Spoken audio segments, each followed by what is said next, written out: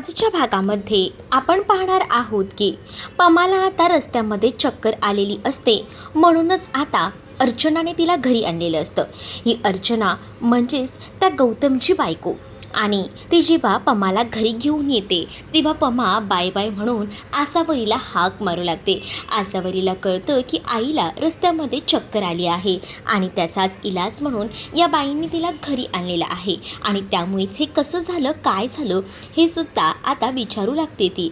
तेव्हाच ना अर्चना सांगते की या वाटेतच ना चक्कर येऊन पडल्या होत्या, मग मी ह्यांना इथपर्यंत घेऊन आले. मग माझी आई अशीच आहे, कितीही सांगितलं ना तरी ऐकतच नाही. तेव्हाच ना इथे पमा आता आसावरीचा विषय काढत म्हणते, ही माझी मुलगी आहे आसावरी, हिचं आता लग्न ठरलं आहे, थोड्या दिवसात तिचं लग्न आहे. आणि मुलगा कुठचा आहे, नाव काय आहे नवऱ्याचं, असं देखील अर्चना विचारते. त्यावर माझ्या नवऱ्याचं नाव ना गौतम बांदेकर असं आसावरी सांगते. आणि मग आता पमा ओळख करून देत असताना म्हणतेच की काय आहे ना, आमच्या आशूने नशीब काढलं आहे, मुलगा अगदीच ना सर्वगुण संपन्न आहे, काही काळजीच नाही आहे. तर दुसरीकडे आता तुझा नवरा कुठे काम करतो आणि तुझ्या नवऱ्याचं नाव काय, असं देखील पमा आता विचारू लागते. पमा जेव्हा अर्चनाला हे विचारते तेव्हा अर्चना सांगते की माझा नवरा ना जॉब करतो आणि माझ्यावर भरभरून प्रेम करतो, कशाचीही कमी पडू देत नाही.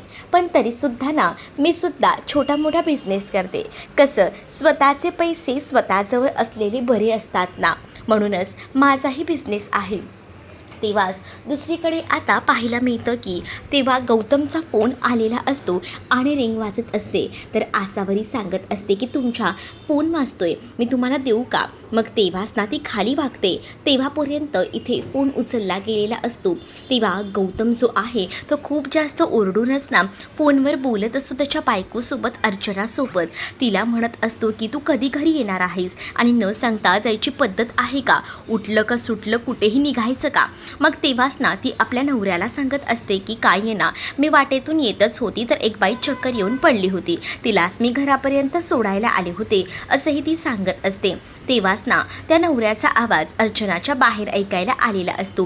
तेव्हा अर्चना सगळी बाजू सावरून घेत म्हणत असते की त्यांना ना माझी काळजी वाटते, इथे हे सगळं नवीन आहे ना शहर, मग माझी काळजी वाटते म्हणून त्या काळजीने ते माझ्यावर ओरडत होते.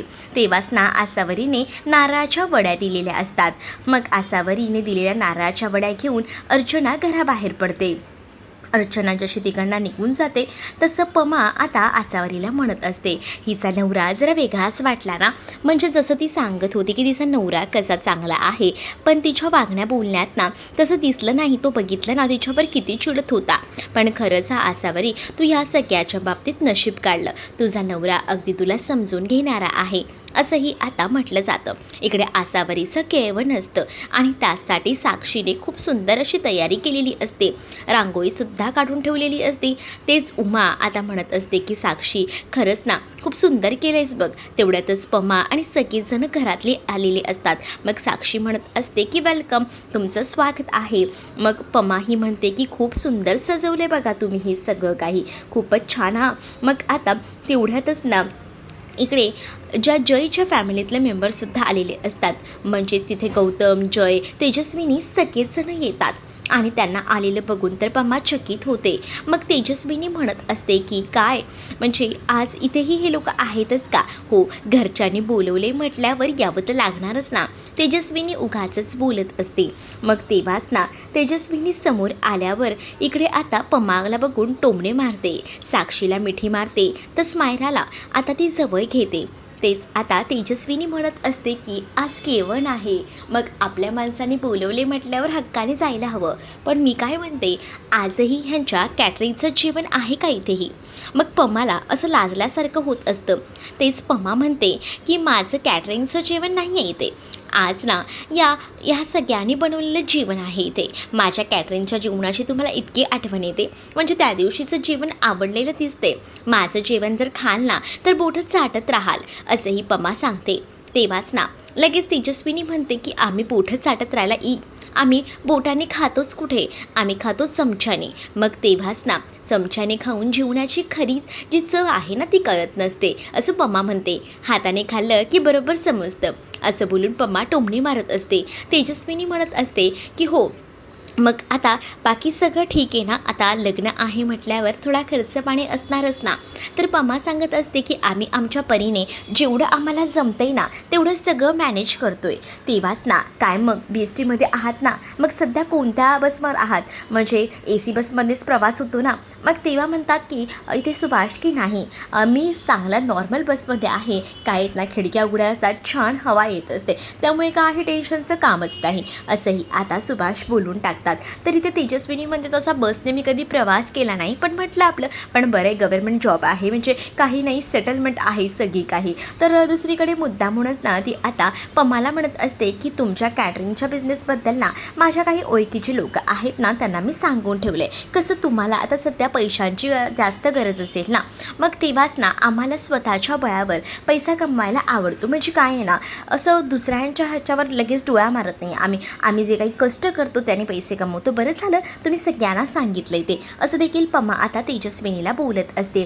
तेजस्विनी तर आता शांतच राहते. मग आता पमा तेजस्विनीला म्हणत असते की तुम्ही जसं बोलताना तसं बोलायची पद्धत आमच्याकडे असते, पण आम्ही ना समोरच्याचा अपमान होईल असे काही टोमणे मारतच नाही, आम्ही नॉर्मल बोलत असतो, असं देखील बोललं जातं. मग दुसरीकडे उमा जी आहे ती पमाला किचनमध्ये घेऊन जाते. इकडे आता गौतम आणि आसावरीच्या खाणाखुणा सुरू होतात. गौतमला आसावरीशी बोलायचं असतं आणि त्यासाठी तो तिला वरती बोलवतो. तेच इथे स्मरायला बघत असते की काय चाललंय ह्यांचं. तर अनु आता घेऊन गेलेली असते. तर अनु म्हणत असते की तुम्ही दोघंही जण बोलून घ्या, मी नंतर येते, पण कोणी बघणार नाही हे बघा हां. तर इकडे गौतमना आसावरीवर चिडलेला असतो. तुझी हिंमत कशी झाली का, मी तुला पाठवली होती साडी आणि तू त्याच्यासोबत फोटो काढला. मग इकडे तो तसं बोलून निघून जातो. तर इकडे आसावरी विचार करते. दुसरीकडे आता दुबईला जायचं आहे असं इकडे गौतम म्हणजेच या योगेशने अर्चनाला सांगितलेलं असतं. अर्चना म्हणत असते खरंच का, आपल्याला दुबईला जायचं आहे का? अरे अच्छा, मला तू एवढं लांब फिरायला घेऊन जातोय ना, यातच मला आनंद आहे, पण पहिल्यांदा अरे कामाचं लोड जास्त आहे ना. मग ती विचारते सुद्धा, सध्या तू जरा टेन्शनमध्ये दिसतोस. हो, टेन्शन तर असणारच ना, कामाचं प्रेशर आहे मला तितकं. मग तेव्हाच ना तो तिला म्हणतो की तू दुबईला पुढे जा, मी नंतर मागून येतो. तर ती म्हणते की मला कुठे काय कळणार आहे. तेव्हाच तो भडकतो आणि तिला म्हणतो की कळणार नाही असं बोलायचं नाही, इथून तुला बसवून देणार, तिथे माझी माणसं तुला पिकअप करणार, त्यामुळे काळजी करायची नाही. तिला मारत वगैरे कान ओरडत तिला बोलत असतो. तेव्हा ना ती आता तयार होते. तिला तिच्या आईबाबांची काळजी असते, तिला इथून सोडून जायचं नसतं, म्हणून ती त्याला विचारतसुद्धा असते की आपण पुन्हा कधी येणार. पण त्याने आता तिच्यावर आरडाओरडा केल्यावर ती गपचूप ऐकते आणि तिकडनं निघून जाते. तेच आता तो म्हणत असतो की हिला दुबईला पाठवल्यानंतर मग ते नवीन पाखरू येणार आहे आसावरी नावाचं. ते तर पाखरू एकदमच साधं बोळं आहे, त्यालासुद्धा वापरून घ्यायचं आणि मग दुबईला पार्सल पाठवायचं, असं काहीसं गौतम बोलून हसत असतो. इथे आता सगळ्यांच्या गप्पा रंगलेल्या असतात, म्हणजेच सगळीजणं आपापल्या गप्पा मारत असतात. तेच आसावरीचं गौतमकडे लक्ष असतं. गौतम आणि आसावरी दोघंही जण मेसेजवर चॅटिंग करत असतात. तेच गौतम बोलत असतो की मला राग आलाय, तू त्याच्यासोबत फोटो काढला याचा. त्यावर आता आसावरी म्हणत असते की का चिडला आहात एवढं. मॅसेजवरच ती बोलत असते. त्याच दोघांच्या चर्चा सुरू असतात. तेच मराराचं बरोबर लक्ष असतं. तर आता गौतमने तिला सांगितलेलं असतं की मला तू भेटायला ये टॅरेसवर. तर गौतम जो आहे तो तिकडनं लगेच ना टॅरेसवर जायला निघत असतो. आजूबाजूला पाहतो. तर त्यानंतर आसावरीला सुद्धा असं वाटतं की ह्याचा जो काही राग आहे तो बघायला हवा, आपल्याला त्याचा राग काढायला हवा, हे सुद्धा तिला कळत असतं. इथे सगळीजणं बोलत बसलेली असताना मग ती विचार करते की सगळीजणं गुंतली आहेत, तोपर्यंत आपण गौतमचा राग काढून येऊया. मग तीही उठून लगेच टॅरेसवर जायला निघते. स्मरायला बघत असते. तेच आता गौतम आणि आसावरी टॅरेसवर जातात. गौतमने आसावरीचा हात धरलेला असतो. आसावरी त्याला म्हणत असते की काय झालंय तुम्हाला, तुम्ही इतके चिडलात काय. त्यावर गौतम म्हणतो चिडू नको तर काय करू, आणि तो फोटो दाखवतो जो गौतमने त्याला पाठवला होता.